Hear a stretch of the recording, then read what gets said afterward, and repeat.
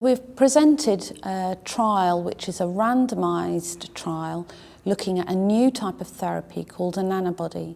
This is a very important molecule which can act specifically and be manipulated to prevent the platelet VWF binding. It was a randomised trial where patients received standard therapy and they either received drug or placebo before plasma exchange was started, and this was continued following plasma exchange on a daily basis for up to 30 days after achieving remission. And remission is defined by normalisation of the platelet count.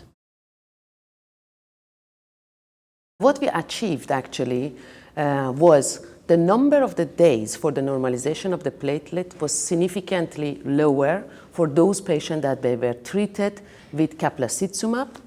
And as a secondary outcome was extremely interesting that because we could see that for 30 days that patients were treated with Caplacizumab, they were protected to have exacerbation.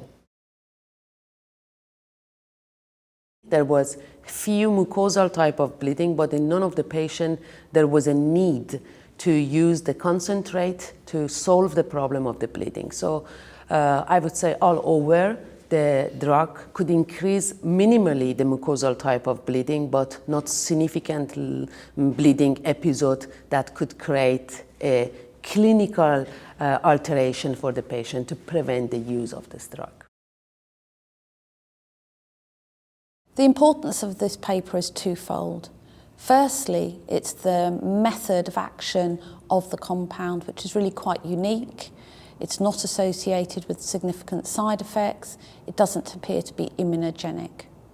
The second important, and probably the most important reason for this trial is that we have always been stuck in the acute scenario of trying to achieve a rapid increase in the platelet count, which in itself is associated with a better outcome for patients, and that's exactly what's been demonstrated in this paper. I think it could have two significant impacts. One is sort of decreasing the dependence on plasma exchange. Despite the advances in immune suppressive therapy, better plasma exchange, better supportive care, the 10 to 15% acute mortality in acquired TTP in an acute episode has not been impacted. And I think this has the potential to do that.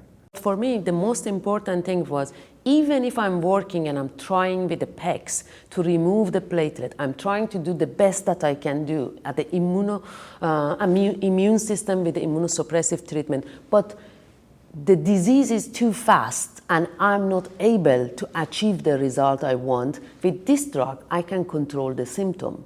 I can detach the platelet from ultra-large von Willebrand factor and not having the consequence damage of this microthrombosis and giving me time to move on with the other type of the facility I have. That is fantastic. I mean, this is, I think, the reason why this paper is very much appreciated for the physician and also mainly for the patient, I would say.